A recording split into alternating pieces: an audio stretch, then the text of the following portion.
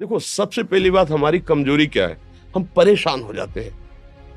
संसार में देखो तो परेशान, परमार्थ की तरफ देखो तो हम परेशान हो, ये हमारा आदत स्वभाव बन गया परेशान होना। थोड़ा सा धैर्यवान बनो, गंभीर बनो।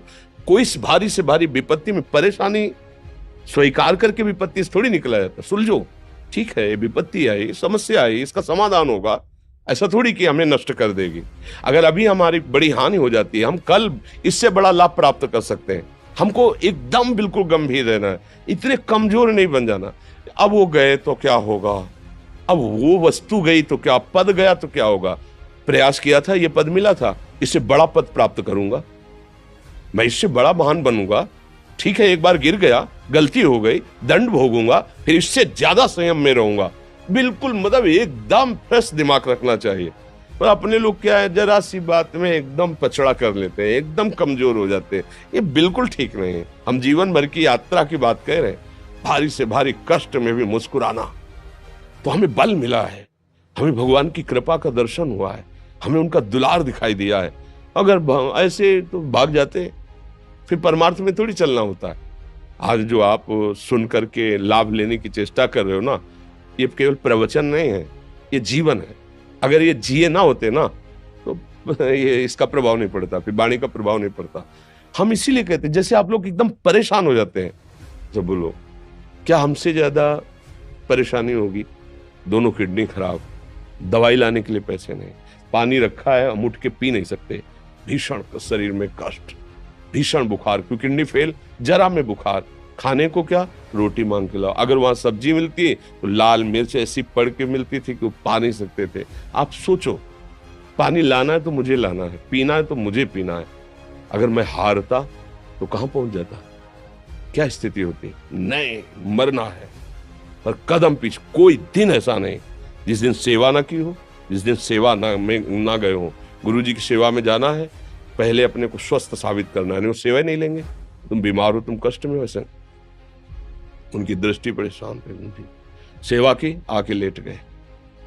फिर हिम्मत की, अपनी श्री जी की सेवा की, मधुकरी नहीं गए, 3-3 4-4 दिन भोजन नहीं गए, पर सेवा नहीं छोड़ा, दिनचर्या नहीं छोड़ी। और उसका प्रधान कारण संयम, ब्रह्मचर्य, भगवत आश्रय, नाम जप, कभी हारने नहीं दिया।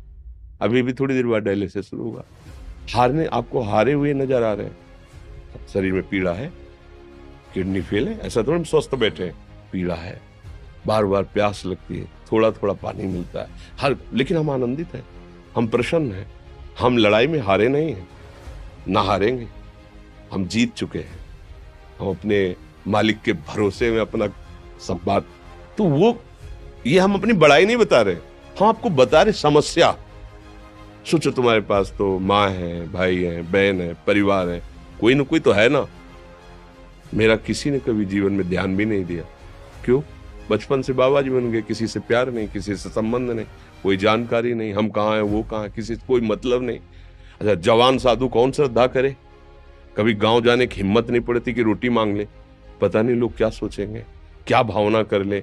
हम दरवाजे पे खड़े हैं, क्या कैसी भाव, जो हमारे सामने आकाश वृत्ति से आया यौवन अवस्था में, वही पाया, अन्यथा भूखे रह गए।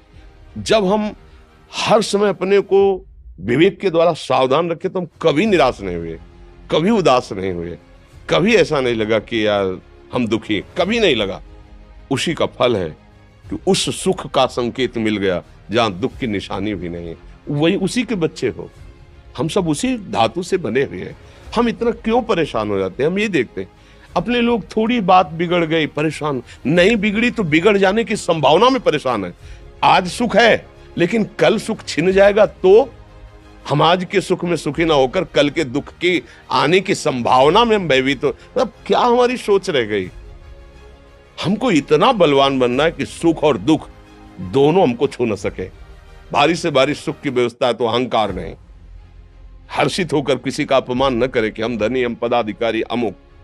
भारी से भारी दुख आया तो हमें किसी के सहयोग की जरूरत नहीं, हम फिर अपने कदम बढ़ाएंगे, हम फिर जुड़ी हुई अपनी भावनाओं को सजाएंगे। मस्त जीवन एकदम, तुम अविनाशी के बच्चे हो। शेर का बच्चा भेड़ों के बीच में फंसकर म्यों म्यों बोल रहा है, बस अगर दहाड़ना सीख जाए तो कोई भी उसे परास्त नहीं कर सकता। ऐसे भगवद अंश, तू प्रपंच में फंसकर अपने को इतना दीन क्यों देख रहा है? तू ऐसा है कि भगवान के दिव्यास्त्र में भी ताकत नहीं तेरे को मार सके। तू अविनाशी का अविनाशी बच्चा है। विनाशी भोगों को, विनाशी शरीर को मैं मान के इतना भयभीत, इतना दुख ठीक नहीं। ये सबके लिए, केवल एक के लिए नहीं। आप समझो, आप लोग सोचते हैं हम गृहस्थ होकर भला ऐसी स्थिति कैसे? जनक जी सुखदेव जी के गुरु हैं और राजा हैं, महल है, रानियां हैं, नौकर है, चाकर। क्या सुखदेव जी जिनके शरीर में लंगोटी भी नहीं है, दिगंबर, परमहंस, परमहंस के गुरु है जनक जी जो राजा हैं। समझो, आप ऐसा ना सोचे कि हम नौकरी कर रहे हैं, हम संसार में, हम गृहस्थ हैं, हम आध्यात्मिक की ऊंचाई पर नहीं चढ़ सकते। नहीं, आप एक सरकारी नौकरी या आप किसानी या व्यापार करते हुए आप एक अध्यात्म की ऊंचाई में चढ़ सकते हैं। और अध्यात्म ही है जो तुम्हें इस माया के दुख सुख से ऊपर उठा सकता है। दूसरा, चाहे जितनी संपत्ति आ जाए, आप सुखी नहीं हो सकते। सब देख लो, आंख खोल के देख लो। अध्यात्म ही है जो तुम्हें हर कष्ट सहकर मुस्कुराकर जीने का रास्ता बता देगा कि आप आनंदित हो जाओगे। कुछ नहीं बिगड़ा। अध्यात्म है तो कुछ नहीं बिगड़ा, अध्यात्म नहीं है तो कुछ नहीं बना, कुछ हाथ नहीं लगने वाला।